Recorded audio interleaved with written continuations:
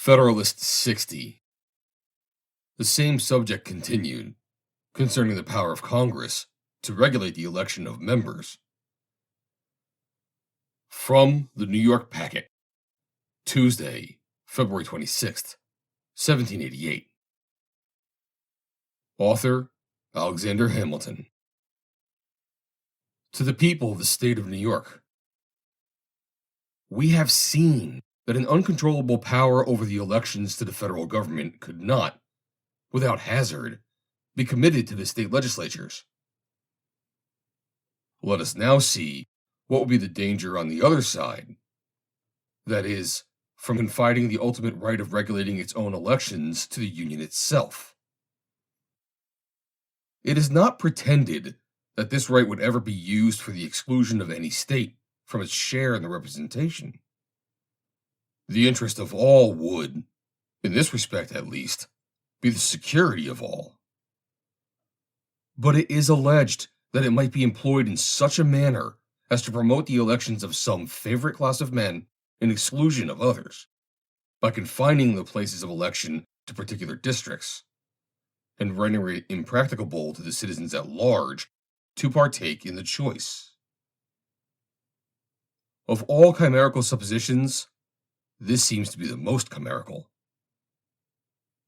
On the one hand, no rational calculation of probabilities would lead us to imagine that the disposition which a conduct so violent and extraordinary would imply could ever find its way into the national councils. And on the other, it may be concluded with certainty that if so improper a spirit should ever gain admittance into them, it would display itself in a form altogether different and far more decisive. The improbability of the attempt may be satisfactorily inferred from this single reflection, that it can never be made without causing an immediate revolt of the great body of the people, headed and directed by the state governments. It is not difficult to conceive that this characteristic right of freedom may, in certain turbulent and factious seasons, be violated, in respect to a particular class of citizens, by a victorious and overbearing majority. But that so fundamental a privilege in a country so situated and enlightened should be invaded to the prejudice of the great mass of the people by the deliberate policy of the government, without occasioning a popular revolution, is altogether inconceivable and incredible. In addition to this general reflection, there are considerations of a more precise nature which forbid all apprehension on the subject. The dissimilarity in the ingredients which will compose the national government, and in still more in the manner in which they will be brought into action in its various branches, must form a powerful obstacle to a concert of views in any particular scheme of elections. There is sufficient diversity in the state of property, in the genius, manners, and the habits of the people of the different parts of the Union, to occasion a material diversity of disposition in their representatives towards the different ranks and conditions in society. And though an intimate intercourse under the same government will promote a gradual assimilation in some of these respects, yet there are causes, as well physical as moral, which may, in a greater or less degree, permanently nourish different propensities and inclinations in this respect. But the circumstance which will be likely to have the greatest influence in the matter will be the dissimilar modes of constituting the several component parts of the government. The House of Representatives being to be elected immediately by the people, the Senate by the state legislatures, the President by electors chosen for that purpose by the people, there will be little probability of a common interest to cement these different branches in a predilection for any particular class of electors. As to the Senate, it is impossible that any regulation of time and manner, which is all that is proposed to be submitted to the national government in respect to that body, can affect the spirit which will direct the choice of its members. The collective sense of the state legislatures can never be influenced by the extraneous circumstances of that sort, a consideration which alone ought to satisfy us that the discrimination apprehended would never be attempted. For what inducement could the Senate have to concur in a preference in which itself would not be included? Or to what purpose would it be established in reference to one branch of the legislature if it could not be extended to the other? The composition of the one would in this case counteract that of the other. And we can never suppose that it would embrace the appointments to the Senate unless we can at the same time suppose the voluntary cooperation of the state legislatures. If we make the latter supposition, it then becomes immaterial where the power in question is placed, whether in their hands or in those of the Union. But what is to be the object of this capricious partiality in the national councils? Is it to be exercised in a discrimination between the different departments of industry, or between the different kinds of property, or between the different degrees of property? Will it lean in favor of the landed interests, or the moneyed interests, or the mercantile interest, or the manufacturing interest? Or, to speak in the fashionable language of the adversaries to the Constitution, will it court the elevation of the wealthy and the well-born to the exclusion and debasement of all the rest of the society? If this partiality is to be exerted in favor of those who are concerned in any particular description of industry or property, I presume it will readily be admitted that the competition for it will lie between landed men and merchants. And I scruple not to affirm that it is infinitely less likely that either of them should gain an ascendant in the national councils than that the one or the other of them should predominate in all the local councils. The inference will be that a conduct tending to give an undue preference to either is much less to be dreaded from the former than from the latter. The several states are in various degrees addicted to agriculture and commerce. In most, if not all of them, agriculture is predominant. In a few of them, however, commerce nearly divides its empire, and in most of them has a considerable share of influence. In proportion as either prevails, it will be conveyed into the national representation, and for the very reason that this will be an emanation from a greater variety of interests, and in much more various proportions than are to be found in any single state, it will be much less apt to espouse either of them with a decided partiality than a representation of any single state. In a country consisting chiefly of the cultivators of land, where the rules of an equal representation obtain, the landed interest must, upon the whole, preponderate in the government. As long as this interest prevails in most of the state legislatures, so long it must maintain a corresponding superiority in the National Senate, which will generally be a faithful copy of the majorities of those assemblies. It cannot therefore be presumed that a sacrifice of the landed to the mercantile class will ever be a favorite object of this branch of the federal legislature.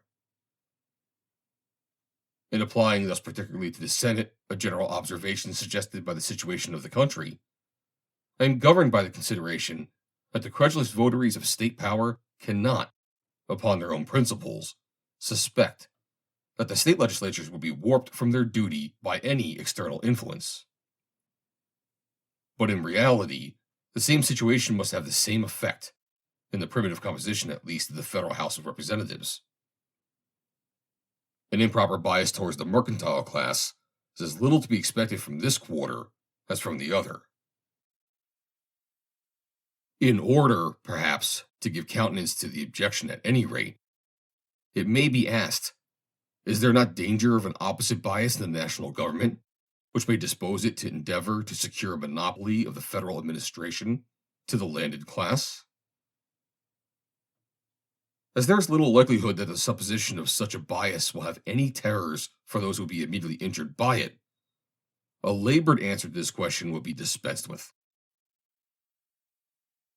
It will be sufficient to remark, first, that for the reasons elsewhere assigned, it is less likely that any decided partiality should prevail in the councils of the Union than in those of any of its members.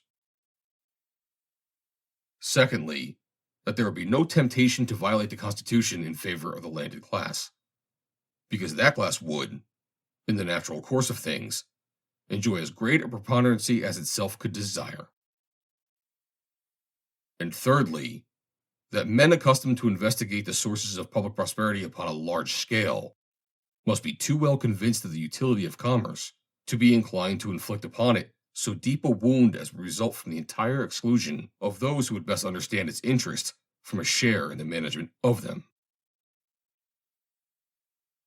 The importance of commerce, in the view of revenue alone, must effectually guard it against the enmity of a body which would be continually importuned in its favor by the urgent calls of public necessity. Either rather consult brevity in discussing the probability of a preference founded upon a discrimination between the different kinds of industry and property. Because, as far as I understand the meaning of the objectors, they contemplate a discrimination of another kind.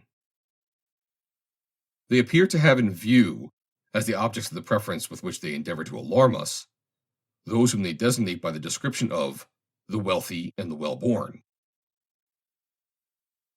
These, it seems, are to be exalted to an odious preeminence over the rest of their fellow citizens. At one time, however, their elevation is to be a necessary consequence of the smallness of the representative body. At another time, it is to be effected by depriving the people at large of the opportunity of exercising their right of suffrage in the choice of that body.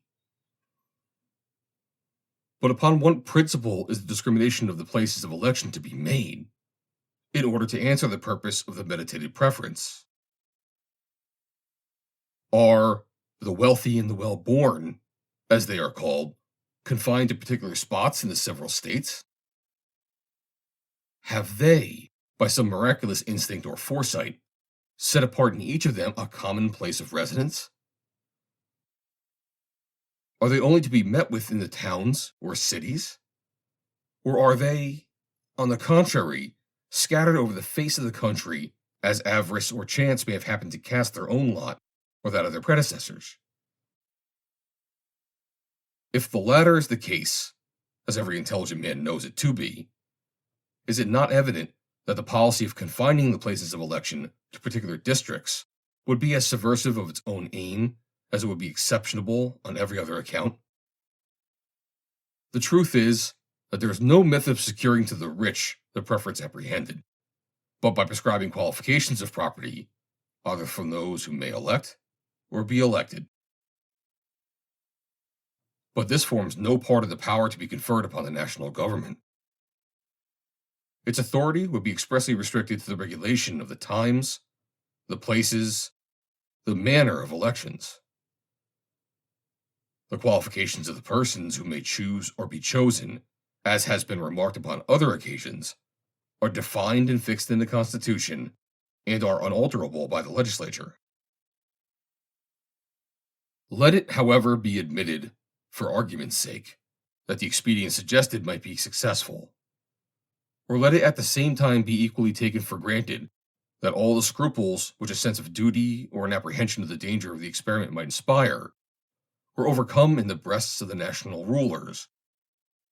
Still, I imagine it will hardly be pretended that they could ever hope to carry such an enterprise into execution without the aid of a military force sufficient to subdue the resistance of the great body of the people. The improbability of the existence of a force equal to that object has been discussed and demonstrated in different parts of these papers. But that the futility of the objection under consideration may appear in the strongest light, it shall be conceded for a moment that such a force might exist, and the national government shall be supposed to be in the actual possession of it. What will be the conclusion?